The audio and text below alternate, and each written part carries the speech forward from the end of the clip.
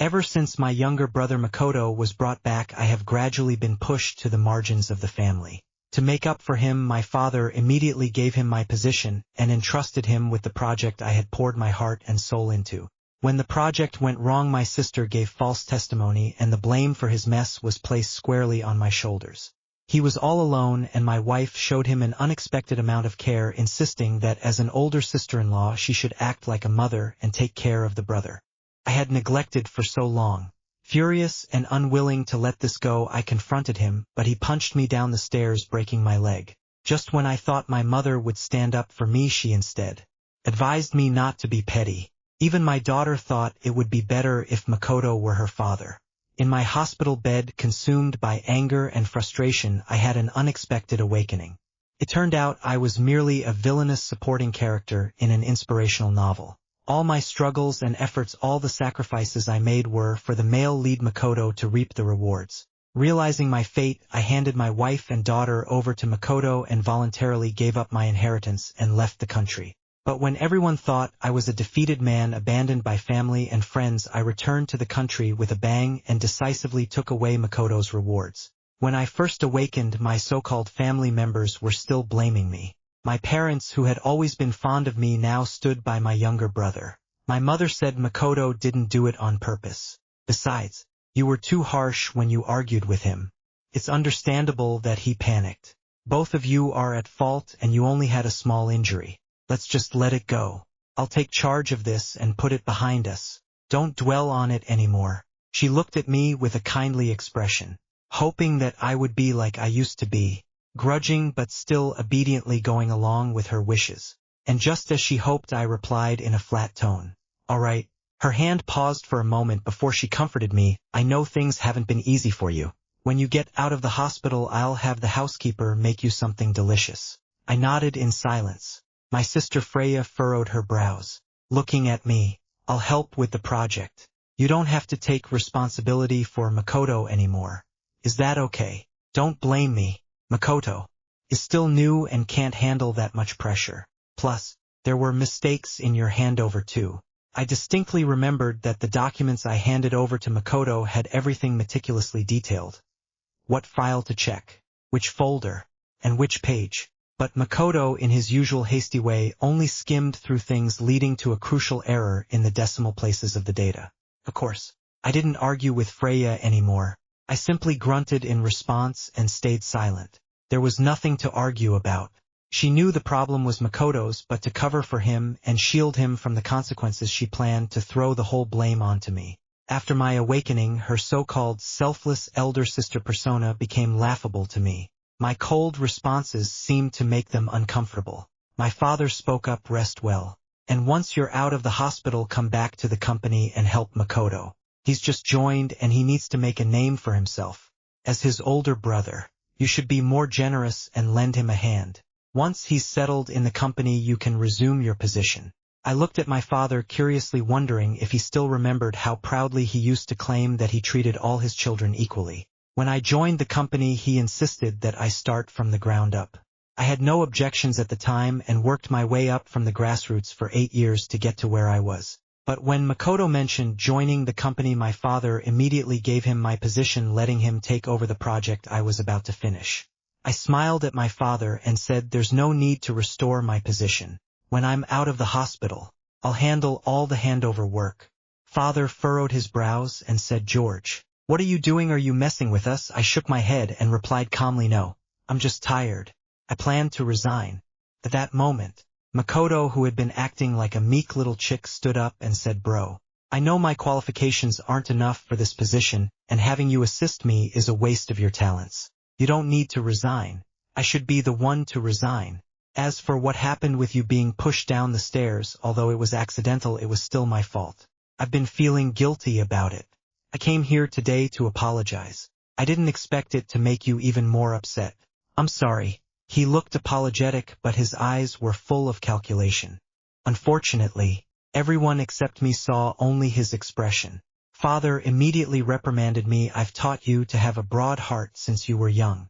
Is this how you treat your brother?" Mother shook her head sadly. "Makoto was kidnapped when he was born and has suffered outside for so many years. It's only natural that we focus more on him now that we've finally found him.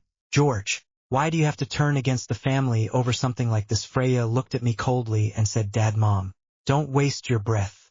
George is acting like a spoiled young master, thinking everyone should revolve around him.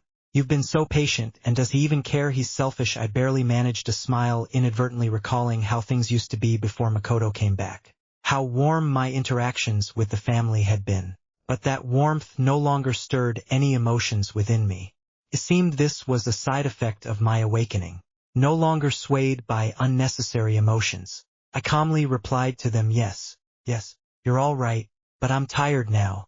Is that okay? Freya snorted and was about to speak, but my father interjected, all right, George needs rest. Let's head home for now. Once you're out of the hospital we can talk properly as a family. Mother hesitated, then looked at me and said, I'll come see you again in a few days. Makoto turned to the woman beside him, sister-in-law. Please take good care of my brother. And Lily, remember to be obedient and not make your father angry. Okay. Freya also said, sister-in-law. Sorry for the trouble. Hearing the voices of the two siblings, I looked up to see Freya patting Willow's arm, while Makoto crouched down and gently admonished Lily. Looking at the disdain and disapproval in their eyes as they glanced at me, I suddenly realized that in the midst of their silence I had forgotten that my so-called wife and daughter were still in the room with me. After my parents left, only Willow and Lily remained in the hospital room. Willow looked at me for a while and sighed. You used to be so mature and composed. How did you become so unreasonable? Makoto is your brother, and after suffering all those years you should take better care of him. Why are you always at odds with him? I agreed, replying, you're right. As his older sister-in-law, you should take care of him. I'll leave him to you from now on. I'm tired and need to rest. She stamped her feet in anger and said, what kind of person are you? I've told you so many times I take care of him because he's your brother. Can you clear your mind? I was truly exhausted, so I didn't bother reminding her that in just 6 months her address of my brother had already changed to simply calling him Makoto. At that moment, I heard a childish voice. Dad, it's so low of you to argue with your own brother. 7-year-old Lily pursed her lips, her eyes full of disdain and contempt. I used to find her precociousness amusing, but since Makoto appeared her maturity had turned into attacks against me. She thought I was too strict with her, didn't care about her, always focused on work, while her uncle Makoto often brought her small gifts. She hated that I always gave her uncle trouble and thought it was terrible. She clearly took after her mother. I smiled bitterly and said, if I'm that low, just bear with me. Soon enough, you'll be free of me. I closed my eyes and added, all right, I really need to rest now. Just before I closed my eyes completely, I saw a flash of surprise and unease in Lily's eyes. I heard Willow scolding her, saying, what are you saying to a child? I didn't open my eyes to look at her, but her voice too held a trace of anxiety. What are these two mother and daughter up to? I kept my eyes shut, and after a while I heard Willow's voice again. You rest and calm down. I'll take Lily home. As soon as they left the room I heard Lily's voice outside. Mom, if only Uncle Makoto had been found sooner, then it would have been him marrying you and my dad would have been him. Willow's voice was calm as she responded, don't talk nonsense. Then the mother and daughter gradually walked away. I listened to their conversation but no longer felt the heart-wrenching pain I had before. Instead, I quickly drifted off to sleep. I dreamed of the past. I remembered when my parents and my sister Freya were united and we were a happy family. The Wong family had once been on the brink of bankruptcy, and with the money we had we could only afford to send one of us abroad for studies. My sister insisted on letting me go no matter what. During those hardest times my parents never complained, never reduced my living expenses, and never mentioned the family's financial struggles. They were always worried about whether I was eating and sleeping well. Then I dreamed of Willow. We were college classmates, and after spending a lot of time together in the same club I began to develop feelings for her. She told me that she knew there was a big gap between our family backgrounds and she wanted to become better so that she could be worthy of me. I insisted that my family never cared about social status, but she still rejected my financial support, insisting on splitting the living expenses and earning a scholarship through her own efforts. At that time her love for me seemed so pure and sincere. I remembered once when one of her friends told her that a woman's youth is invaluable, that it's only natural to use a man's money, and that she shouldn't be fooled by me. As a result, Willow and her friend fell out and never spoke to each other again. My family knew we truly loved each other and supported us being together. Later we got married and had Lily. I once rolled down a flight of stairs to save Lily and was unconscious for 3 days and nights. The doctors said I almost didn't make it. When I woke up, I saw Willow crying by my bedside, her eyes full of tears, saying that if I didn't wake up she wouldn't live either. The scenes in my dream kept changing. Then I dreamed of Lily when she was 3 years old and fell seriously ill. At that time Willow was out of town and couldn't return. I was in charge of a major project for Wong, so I worked during the day and took care of Lily at night, sleeping only 10 hours over the course of 7 days. After she recovered, I fell seriously ill. Back then little Lily with her red eyes said she wanted to grow up quickly so she could take care of me and not let me work so hard. Sometimes I thought that my family love and my love life were perfect. Life had its struggles, but overall it was going smoothly and I was happy. I thought I would continue to be happy forever. Until Makoto appeared in my life. When I woke up I blinked and the memories of that dream seemed so distant, as if I were watching someone else's story. I stayed in the hospital for another 2 days, and after confirming that everything was fine I was discharged. On the day I left the hospital, neither my parents nor Willow, who had said they would come pick me up, showed up. Instead, as I was hailing a cab, I saw Makoto's post on social media. He wrote, "Thanks to my dad, mom, sister, sister-in-law, and little niece for coming early this morning to celebrate my birthday." I smiled and swiped past the post. They had indeed given me unforgettable family warmth, which is why I agreed time and again to give way to Makoto when they asked me to. But now I felt that enough was enough. I still have a bright future ahead of me and can't keep drowning in this inescapable quagmire. When I got home I began packing my things and suddenly felt a wave of frustration. It wasn't because of them, but because I had lived in this house for so many years and packing up all my belongings was going to take a lot of work. I kept packing until around 7 p.m. when the two of them came back. Willow opened the door and upon seeing me looked guilty as she said, "Sorry honey, we were celebrating Makoto's birthday today and I forgot you were discharged. I just took Lily to the hospital and only realized you had already gone home." But soon her tone shifted to one of reproach. She continued, "You should have let us know you were leaving the hospital. You made me and Lily run all the way there for nothing. Don't tell me you're mad about something trivial again." I shook my head and replied, "No, just busy. I forgot to message you." She frowned and said, "How could you forget something like this, and what's so busy about just getting discharged?" I said, "Packing my clothes." She asked, "What's there to pack, by the way?" "Lily and I rushed to pick you up, but we didn't have time to eat." Lily walked over and awkwardly said, "I want shrimp noodle soup." This was her way of making up with me. Whenever we had an argument she would soon come to me and ask for something she wanted to eat, and I would smile and go to the kitchen to cook it for her. Here I am, a vice president of a large corporation managing so many employees, yet for this mother and daughter I would wash my hands and cook, learning to make meals. In the end, I had nothing and ended up in a miserable, tragic situation. What was it all for? But by now I was also hungry, so I went into the kitchen and out of the corner of my eye I saw them both relax. 10 minutes later I brought out a bowl of noodles and placed it on the table. Willow froze and asked, "Just one bowl?" Lily stopped in her tracks and asked, "Did you put chili in it and chicken drumsticks?" Willow scolded, "How could you forget that? Lily doesn't eat spicy food or chicken." I took a sip of soup and smiled. "She doesn't eat it, but I do. I'm hungry too, so I thought it was fine to fill myself first." "No problem." The expressions of the mother and daughter immediately darkened. Lily said stiffly, "I'm not eating it." Willow shot me a cold glance and said, "I'll take Lily out to eat." I ignored their retreating figures and happily finished my bowl of noodles. Then I went back to packing. Once I was almost done, I called my lawyer to discuss the divorce. I definitely couldn't use Wong's legal team. That would mean letting everyone know I was planning to divorce before I was ready. It was better to find someone I trusted more. Willow and Lily didn't come home that night, but I wasn't bothered. After all, Willow was there as the mother, so there shouldn't be any problems. The next day I went to the lawyer's office as planned. During the meeting I received numerous calls, all from those so-called family members. I just muted the phone. When I finished the meeting and came out, it was already dusk. I randomly picked a number and called back. As soon as the call connected, I heard my mother's anxious voice. She said, "George, yesterday was Makoto's birthday and we forgot to pick you up from the hospital. That's wrong. But you can't just ignore your wife and child like that. If it wasn't for them going to find Makoto, I wouldn't even know you're not taking care of them." I was speechless. The nanny was off that day and there was no one at home. What else could I do besides? They aren't broke, they can go out to eat by themselves. She sighed.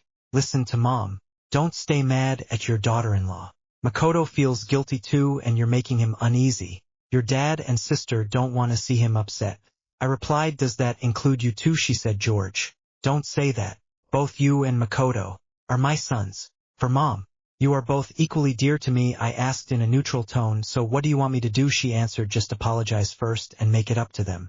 Then explain to Makoto so he can feel better. What's the point of arguing over right and wrong in a family? I laughed. Fine, but I've been busy lately. I'll go see them in 2 or 3 days. She said, you child. I didn't wait for her to finish hanging up the phone. I was thinking it's time to get the divorce over with. That would at least make things easier for them. When I got home, Willow and Lily were already there. When they saw me, their faces were as cold as ice. Willow was the first to speak up. I didn't come back last night with Lily and you didn't even care. Are you out fooling around? I didn't want to explain that I wasn't out fooling around. I just said, well, you're the mother, right? I figured you'd take good care of her. Besides, you've said before that Lily thinks I'm too strict as a father and she's afraid when she sees me. You wanted me to give her some space. Remember? Both mother and daughter froze. They must have remembered that time when they didn't come home late and Willow's calls went unanswered, almost making me call the police. Until I saw Makoto's post on social media. I felt like a bucket of cold water had been dumped on me from head to toe. The two of them had spent the day at a newly opened amusement park with Makoto, and in the evening they had dinner together. Strangers thought they were a family of 3 and even offered to take a picture for them. Makoto's post had a photo of the 3 of them together with a caption saying, "We were mistaken for a family of 3 LOL. He was using this to silence me, leaving me no excuse to confront him. After all, he had already said it was just for fun. After 10 p.m. I finally heard the sound of them opening the door. When I sharply questioned them, Willow replied disdainfully, Lily needs her personal space, so don't be so controlling. And you didn't need to be in such a hurry. I'm the mother. Of course, I'll take care of Lily." Lily didn't speak, but her expression mirrored her mother's. Cold and impatient. I shook off my thoughts and smiled at them. "I hope you had fun. I'll go wash up now. By the way, I've already eaten out. If you haven't, you can order takeout. The nanny won't be back until tomorrow." Lily suddenly spoke up nervously, saying, "There's a movie coming out next month that's perfect for a family of 3 to watch. Next month by mid-month, if all goes smoothly." Willow and I would have passed the cooling-off period and gotten the divorce certificate. I smiled at Lily and said, "I'm busy, but you can ask Uncle Makoto. He should be happy to take you." Lily stood there, a hurt expression flashing in her eyes. Her temper flared, and she said stiffly, "You're right. I'll go with Uncle Makoto then." With that, she stormed off to her room and slammed the door. Both mother and daughter were fond of slamming doors. Witnessing this, Willow angrily said, "George, have you had enough?" Lily was trying to make amends, and you had to act all sarcastic. "She's still a child. When did your heart become so small?" Then her tone shifted, and she looked exhausted, saying, "George, I know you're mad at me. I can change. Lily will change too. Please don't act like this, okay?" If she had said this any day before I went to the hospital, I would have told myself to let the past go. After all, they were my wife and child. I should trust them. But now, it was too late. For the past 3 years, after every argument, I wanted to sit down and have a heart-to-heart talk with her. I just wanted to talk to her, but every time Willow would inexplicably shift the topic and accuse me of not admitting my faults. In the end, it would always turn into her criticizing me, and Lily would bluntly tell me she didn't want to listen. If I wanted her to get closer to me, I had to learn from her Uncle Makoto on how to interact with her instead of being so strict. Now I had learned, but they weren't happy with it. On Monday, I sent my resignation letter to Freya's email and began writing handover documents. Within 5 minutes, Freya summoned me to her office with a cold tone. "What are you trying to pull now?" I replied, "Resigning." "What else would it be?" She let out a laugh as if she had heard a joke. She said, "How old are you? Still trying to threaten people with resignation?" Freya suddenly appeared somewhat helpless and said, "George, I apologize for my sister's attitude before. But why can't you get along with Makoto? He's not even adopted. He's our biological brother." I had once hoped for that too, but Makoto didn't want it. From the first day he entered the house, I saw the jealousy and hostility in his eyes. Makoto was determined to take everything that mattered to me. And I was tired. I no longer wanted to fight him. Of course, Freya wouldn't believe it, so I said nothing and just looked at her. It seemed like she realized I was serious and her expression grew increasingly grim. Finally, she coldly said, "If you want to resign, talk to Dad about it." I nodded. "I will, but you'll follow the process here too. Also hurry up and find someone to take over my responsibilities, whether it's Makoto or anyone else. In a month I'll be gone." Freya bit her lip and said, "Then leave." I turned to walk out, but when I reached the door she called me back. "Are you resigning to save your relationship with Willow and Lily? If so, I can talk to them." I interrupted her. "I'm doing this for myself. I'll leave now." After work I received a call from my father inviting me to dinner at home on Saturday. He also mentioned that Willow and Lily would be there. After hanging up I received a call from the lawyer saying the divorce agreement had been drafted and would be sent to my email for me to review. I felt a surge of energy and quickly went home to check my email. After reading through it carefully I was very impressed with the lawyer's efficiency and professionalism. The door opened and Willow and Lily had returned. They were an hour later than usual. I checked my messages and didn't see any posts from Makoto, unsure whether I had been blocked or if he simply hadn't posted anything. However, considering it takes about half an hour from school to home, they probably didn't have enough time to eat with Makoto. Willow looked tired. She looked at me and said, "Today, I went to pick up Lily. Her teacher said she hasn't been paying attention in class lately and has been very irritable, often arguing with her classmates." "George, no matter how angry you are, can you put it aside for now? Lily is still your daughter. You're her father, and you can't just ignore her."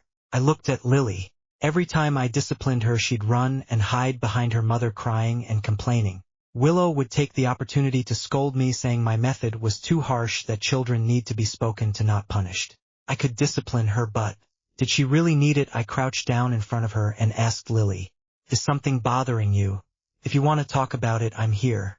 If it's within my power, I'll help you." Willow was right about one thing. Lily was my daughter, whether she was an adult or not, at least for now.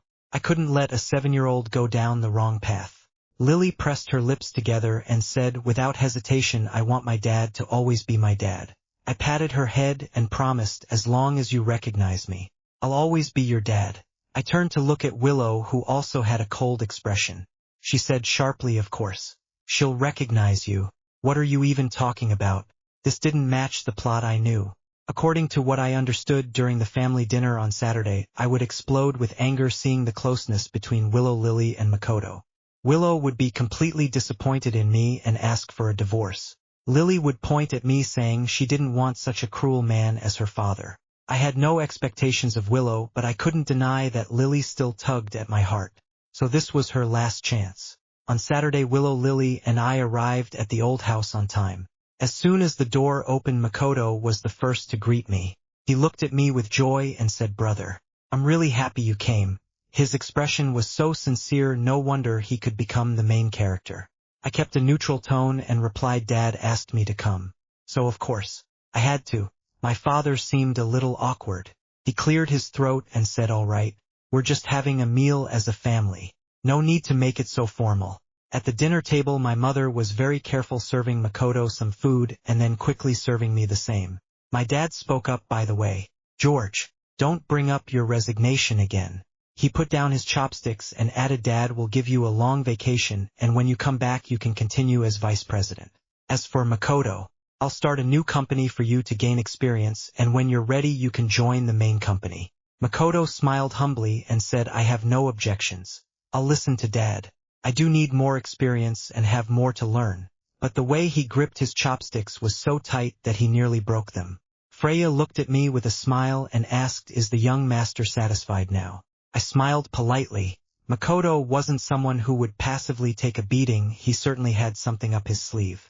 After dinner my mother pulled me to a side room to chat. She asked how I was doing, and it felt like things were back to the way they were before Makoto came. But still something felt different. After talking with my mother, I went to the living room and heard voices coming from the garden. I walked over to see. In the garden, Lily was looking down, too shy to meet Makoto's eyes. She said, "Sorry, Uncle. I decided to go watch the movie with Dad." Then she added hastily, "But I'll watch other movies with you later." Makoto's face paled slightly, but he gently reassured her, "Silly child. There's no need to apologize. Watching a parent-child movie with your dad is completely normal." Willow looked at them with tenderness in her eyes and said softly, if only George cared as much as you do. Makoto. Makoto, understanding, said, sis, don't say that. Brother acts this way because he cares about you all. Sometimes I wonder, if I hadn't come back to this house, would that have been better for everyone? Willow quickly interrupted, don't say that. We never thought that. Lily likes you very much. Lily nodded repeatedly, saying, Uncle, I've always hoped you could be my dad. But Mom says Dad has done a lot for me and I can't make him sad. At this moment Makoto noticed me. From an angle where Willow and Lily couldn't see, he made a smug gesture with his mouth. Trash. Then, pretending to be surprised, he called out to me. Brother Willow and Lily were both startled and looked over at me, their faces filled with panic. Makoto took 2 quick steps, grabbed my hand and explained, Brother, please listen to me. Just hear me out. Okay. His voice even had a hint of a sob. I calmly pried his hand away. Willow pursed her lips and said, all right. Makoto didn't mean anything by it. We didn't say anything wrong. George, don't be like this. I was speechless. I hadn't said anything or done anything yet. Though Lily was nervous, she stepped forward and stood in front of Makoto, afraid I would hurt him. Makoto said, sis, Lily, can you both leave for a moment? I want to speak to my brother alone. Though they were worried, they listened to Makoto and left, looking back at me and him constantly. I knew that wasn't worry for me. It was concern for Makoto. Once it was just the two of us. Makoto's expression changed. He sneered and said, does it hurt to see the people you care about care only for me? Brother. I was puzzled and asked, why do you hate me so much? I was only 2 when you were taken away. Makoto gradually became unhinged. Because I can't accept it. Why, after all? Are we both sons of the Wong family? You've lived like a young master for over 20 years, while I've lived worse than a beggar. I know you look down on me because I only graduated from college, but I've been tortured by those 2 scumbags since I was young. I had to do all the household chores and never had time to study. I only managed to get into college because that family had an accident and died while I was in high school. That's when I was finally free, so I hate you. I will take everything you care about, everything you love. He calmed down his malice, completely unmasked, and said, right now, your parents, sister, wife, and daughter still care about you, but I'll tell you this soon, they will all completely despise you. Just wait. I asked calmly, I thought you were jealous because you missed Mom and Dad, and maybe even fell in love with my wife. He laughed as if hearing something absurd. They're just tools for my revenge. I want you to watch as your parents, sister, wife, and daughter all turn against you and abandon you. With that, he left, walking away with a smug look on his face. I watched his back, feeling no anger or anxiety, only curiosity. What was he going to do next? 3 days later, I found out. That morning, as I was just waking up, Willow barged into my bedroom, her face red with anger. Yes, since I was discharged from the hospital, I've been sleeping in a separate room from her. I had never seen Willow like this before. Her eyes swollen from crying, her face full of resentment. She screamed, Makoto tried to kill himself. Are you happy now? I was speechless. When we arrived at Makoto's hospital room, I saw my parents and Freya, all with red eyes, gathered around his bed. Lily rushed over and cried, Uncle, what happened to you? Don't scare me. When my mother saw me, her expression changed completely. She had always been gentle with me, but in that moment she marched over and scolded me with fury. What did you say to Makoto that day? Why did he do this? She looked at me with hatred and continued, he swallowed an entire bottle of sleeping pills. My father stared at me coldly and said, I've approved your resignation. From now on, you have nothing to do with the Wong family. I won't argue with you about the money you've spent over the years, but don't expect a single cent from me in the future. All of the family assets will go to your sister and Makoto. Freya glared at me and said, don't even think about using the Wong name to make money. If I find out, I won't let you off the hook. I nodded. Over the years, the money I made for the company far exceeded what the Wong family had spent on me, so I owed them nothing. And during my time working there, I also made some personal investments with the salary I earned from Wong, which allowed me to achieve financial freedom long before all this happened. Suddenly, my mother broke down in tears again, sobbing, George, why have you become like this? Do you know that Makoto wrote a suicide note saying he shouldn't have come back? When he was unconscious, he kept apologizing to you, saying he never wanted to take anything from you, that he didn't hate you. You two are brothers. Can't you forgive him? I looked at my mother and thought, if Makoto were awake right now, he would surely be enjoying this moment. I I rolled my eyes and turned to leave, but the next moment Willow stopped me, her voice trembling as she said, "Wait. I can't live with a man like you anymore. I'll contact a lawyer in the next few days to draft the divorce agreement." Lily, wiping her face, chimed in, "Yes. A man like that doesn't deserve to be my dad." She shouted angrily, "I don't want such a malicious person to be my father." Those words were the final blow. Then she threw herself onto Makoto's bed again, crying, "Uncle, I was wrong. From now on I'll only listen to you. I'll watch that movie with you, just please wake up." I coldly replied to Willow, "No need to wait a few days. I already have the divorce agreement ready. If you have time you can check it over. If everything is fine, just sign it." "What did you say?" Willow's face turned pale and she looked at me in disbelief. "You already have the divorce agreement. When did you prepare it?" I smiled slightly and replied, 2 days after I was discharged from the hospital." Willow's chest heaved as she stammered, "George, how dare you?" Freya couldn't tolerate my indifference anymore and grabbed my left hand forcefully, saying, "Go and apologize to Makoto. Don't stop until he wakes up, or I'll never acknowledge you as my brother again." I raised my right hand and shoved her away. Before she could say anything else I frowned and said, "Miss Wong, my left hand was severely injured. I hope you won't grab it so tightly." Freya froze, her expression changing instantly. My parents also looked shocked, their faces turning pale. I knew they remembered now. Years ago, when our family was attacked by enemies after the bankruptcy, it was my left hand that was shattered while protecting them. Since then I couldn't lift heavy objects or move with agility. Freya's lips trembled and she stepped back, her face as white as a ghost. I looked at them and said, "If there's nothing else, I'll be leaving now." As I was about to exit the room, I thought I heard a whisper, "George." The next day Willow and I went to the Civil Affairs office to finalize the divorce. When she returned home with Lily the day before, she saw me waiting with the printed divorce agreement in hand. She had no way to avoid it, and because of her harsh words before, she could only grit her teeth and sign it.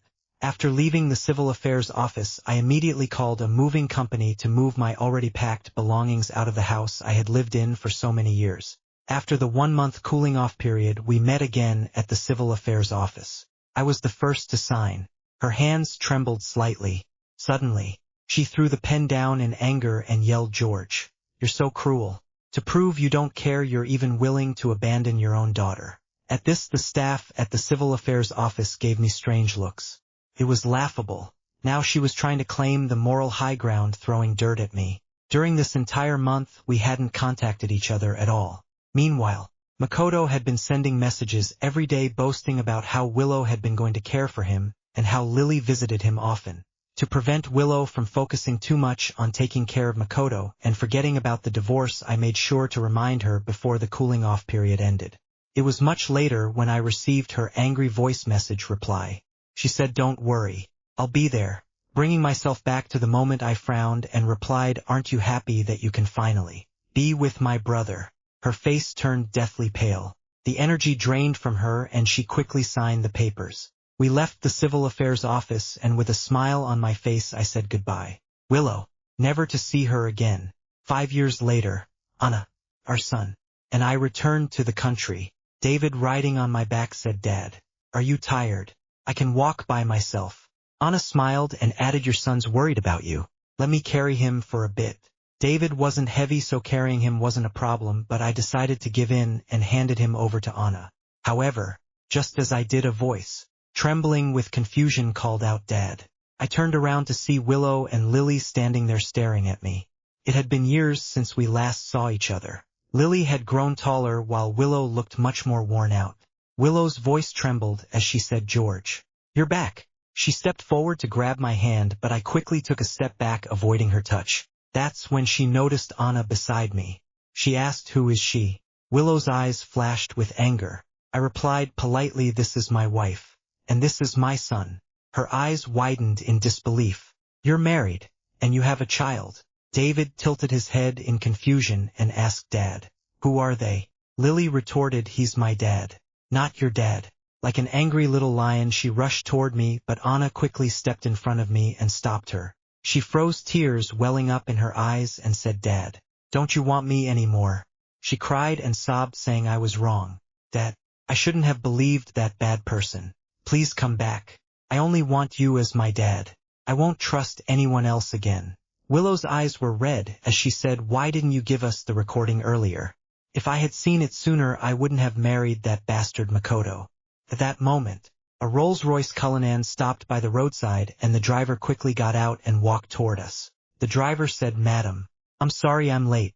I gestured for Anna to take David and get in the car first. She gave me a glance and whispered in my ear, come back soon, or I'll get jealous. I shot her a look and replied, my taste isn't bad enough to go back to someone like her. Once they got in the car, I turned to Willow and said with a smile, I deliberately made sure you ended up with Makoto. How else could I justify the pain I went through all those years? Willow's face went pale. I'm sorry, George. I knew you wouldn't forgive me and Lily, but I still held on to a glimmer of hope. Lily was crying uncontrollably. She shouted, Dad, I really know I was wrong.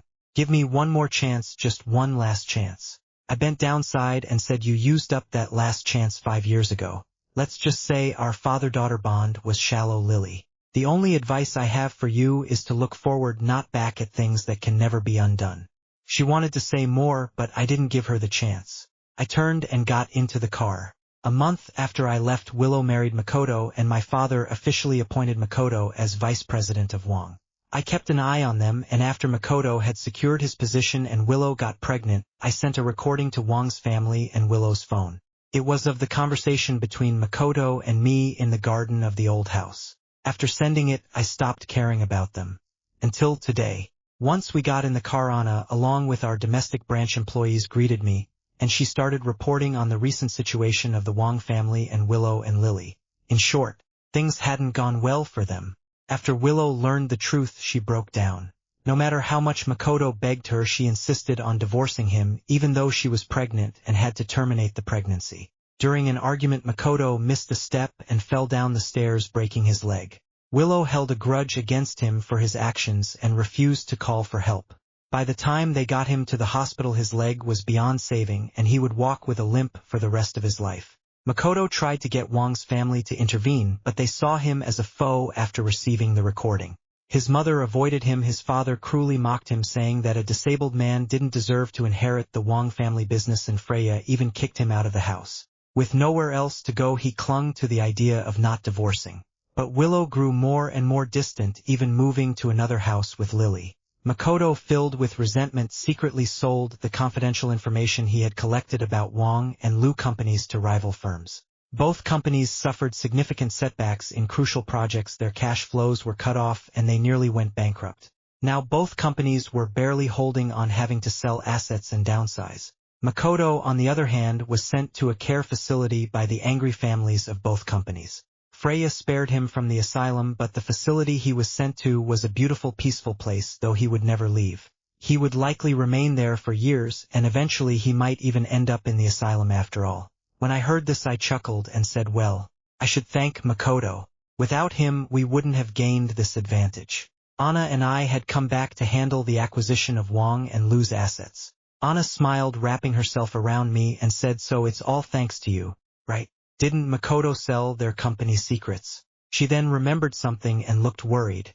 I saw your daughter crying and begging today. You didn't soften, did you? You didn't, right? You can't be soft-hearted. I rubbed my forehead, exasperated. Are you done yet? Glancing at our son, who had already fallen asleep, I softened and said, David's my only child. She snorted. Well, that's better.